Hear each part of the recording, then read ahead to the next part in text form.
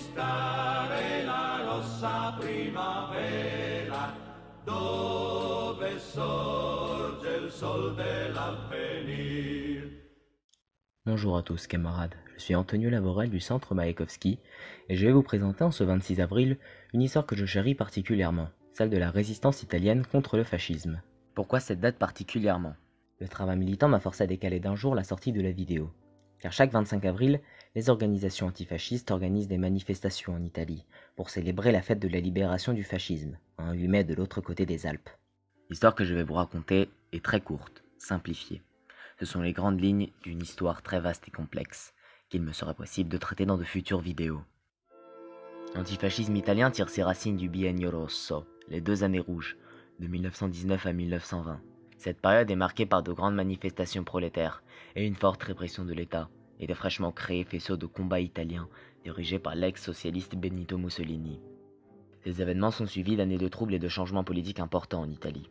En effet, 1921 voit 3 événements très importants se produire.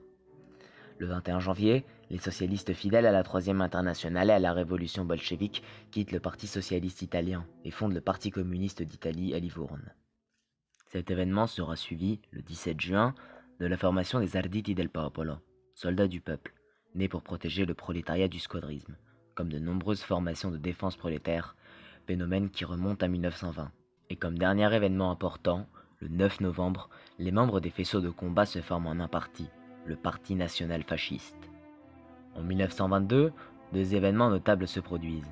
Lors des 6 premiers jours du mois d'août, la ville de Parme est plongée dans un climat de guerre civile.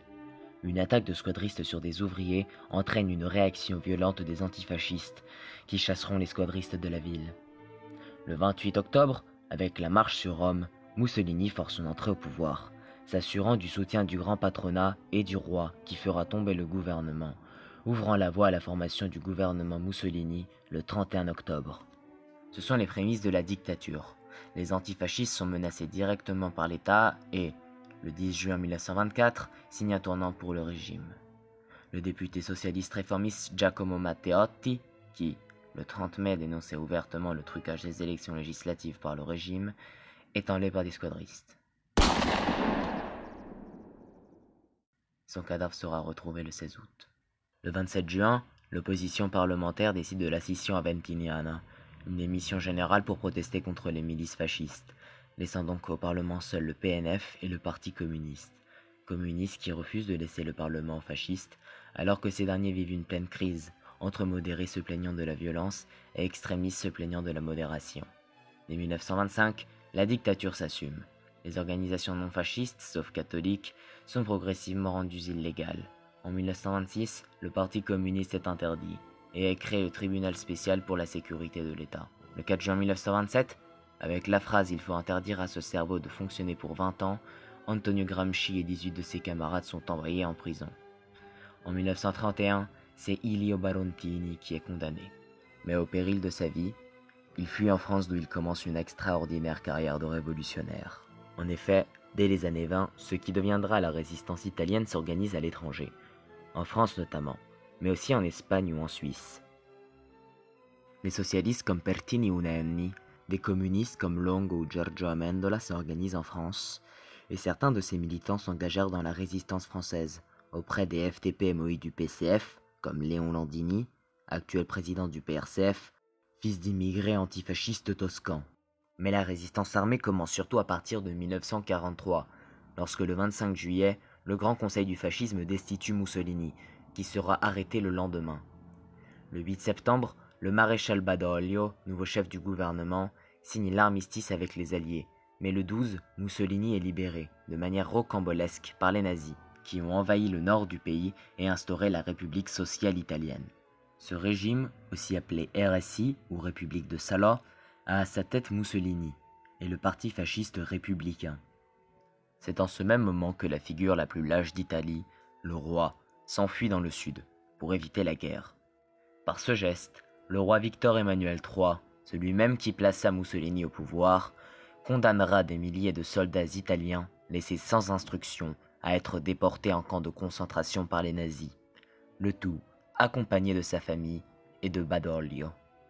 Dès le 27 septembre, l'occupation allemande prend un premier coup, Le peuple de Naples se soulève et chasse ses soldats allemands durant les 4 journées de Naples. Du 8 au 10 septembre, Rome tente de se défendre, alors abandonnée à elle-même. C'est en défendant Rome que libéraux, démocrates chrétiens, républicains du Parti d'Action, sociodémocrates, socialistes et surtout communistes forment le Comité de libération nationale et sa branche armée, le Corps des volontaires pour la liberté. Surtout communistes car, et contrairement à ce que l'historiographie bourgeoise voudrait nous faire croire, les communistes étaient majoritaires dans la résistance italienne, comme dans beaucoup de pays d'Europe. Les principales forces de la résistance étaient les groupes d'action patriotique, les GAP, et les équipes d'action patriotique, les SAP, organisées par les brigades Garibaldi du Parti communiste italien, autour des figures de Luigi Longo, Pietro Secchia, et de manière plus discrète, mais pas moins importante, Ilio Barontini, à peine revenu de France après un long périple révolutionnaire à travers le monde. Alors que la résistance s'intensifie, la République de Sala devient extrêmement violente, envers même les propres citoyens italiens. Quand le 23 mars 1944, des gapistes dirigés par le communiste Giorgio Amendola tuent 33 soldats allemands et en blessent 53 autres à Vieracelle à Rome, les Allemands répondent par l'exécution de 335 Italiens en fausses ardéatines. La RSI appliquait une loi où une vie allemande en valait 10 italiennes. Le 29 juin, à Civitella en Toscane, les SS tuent 244 civils. Le 12 août, à Sant'Anna di Stazzema, toujours en Toscane, par pur terrorisme, les SS extermineront 560 personnes, dont 130 enfants. Du 29 septembre au 5 octobre, dans les provinces autour de Marzabotto en Émilie-Romagne, ce seront 1830 civils qui seront tués. La guerre se termine officiellement le 25 avril 1945, et, le 26 avril, sont capturés à Dongo en Lombardie Mussolini, sa maîtresse Petacci et une cinquantaine de personnes, des personnalités du régime, accompagnées de leurs familles, qui s'enfuyaient vers la Suisse. À l'œuvre de cette arrestation, la 52e brigade Garibaldi, de Pierluigi Bellini delle Stelle, un monarchiste, car les brigades Garibaldi acceptaient aussi certains éléments non communistes, bien que très minoritaires. Le 28 avril, Mussolini et sa femme sont fusillés par le communiste Walter Audisio. Le lendemain, leurs corps ainsi que ceux de Alessandro Pavolini, ministre de la Culture, Nicola Bombacci, ex-communiste, super traître comme il est écrit sur sa dépouille, et 16 autres hiérarques sont pendus par les pieds sur la place Loreto de Milan, là même où, le 10 août 1944, par représailles, les fascistes ont fait exécuter 15 partisans en laissant leurs cadavres pour servir d'exemple. Bien que le régime fasciste eût été éradiqué à la suite de la Seconde Guerre mondiale, parfois un peu plus en retard par exemple, dans les années 70 pour l'Espagne et le Portugal, cela ne veut pas dire pour autant que le combat est terminé, car l'idéologie fasciste, elle, subsiste au sein de certains groupuscules bien après la guerre, démontrant sa pugnacité à de nombreuses occasions. Ces groupuscules naissent du plan des œufs de dragon, déjà préparé par le PFR avant sa chute. Dans la continuation de ce plan, et avec l'aide du Vatican, naîtra le mouvement social italien, et lors des années 70, avec l'aide des États-Unis, les néofascistes ont tué par dizaines à Milan, Rome, Bologne ou Brescia. Des communistes comme Valerio Verbano ou Walter Rossi sont tués. Les auteurs de ces crimes ne sont que rarement recherchés ou condamnés. C'est le cas de Delfo Zorzi, qui vit actuellement au Japon.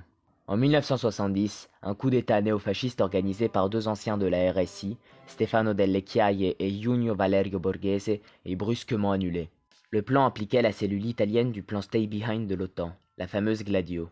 L'implication dans ces actes de la loge maçonnique illégale P2 et de la CIA est aussi à souligner. Delle Chiaie sera un proche collaborateur de la CIA, aidant Pinochet, les colonels argentins, le contre-révolutionnaire angolais Jonas Savimbi ou les loups gris turcs. Comme nous l'avons vu au cours de la vidéo, et dans celle du camarade Adrian intitulée Fascisme et libéralisme, disponible sur cette même chaîne, le fascisme a toujours servi l'intérêt du patronat, et dans le cas italien, le capital étranger qui, quand il n'en avait plus besoin, l'a écarté, avant de s'y tourner une nouvelle fois en 1970 notamment. Ne laissons pas la lutte antifasciste à ceux qui, il y a 100 ans, nous vendaient à cette même tyrannie sanguinaire. Così giunsi ai giorni della Resistenza, senza saperne nulla se non lo stile. Fu stile tutta luce, memorabile coscienza di sole. Non poté mai sfiorire, neanche per un istante, neanche quando l'Europa tremò nella più morta vigilia. Fuggimmo con le masserizie su un carro, da Casarsa a un villaggio perduto tra rogge e viti, ed era pura luce. Mio fratello partì, in un mattino muto di marzo, su un treno, clandestino, la pistola in un libro, ed era pura luce. Visse a lungo sui monti, che albeggiavano quasi paradisiaci nel tetro azzurrino del piano friulano, ed era pura luce. Nella soffitta del casolare mia madre guardava sempre perdutamente quei monti, già conscia del destino, ed era pura luce. Quei pochi contadini intorno vivevo una gloriosa vita di perseguitato dagli atroci editti, ed era pura luce. Venne il giorno della morte e della libertà. Il mondo martoriato si riconobbe nuovo nella luce. Quella luce era speranza di giustizia. Non sapevo quale. La giustizia. La luce è sempre uguale ad altra luce. Poi variò.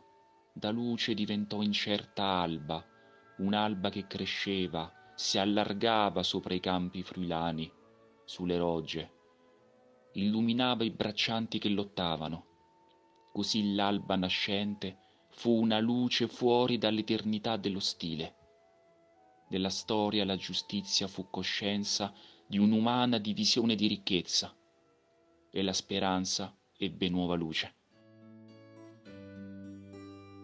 Oh ragazza dalle guance di pesca, oh ragazza dalle guance d'aurora, io spero che la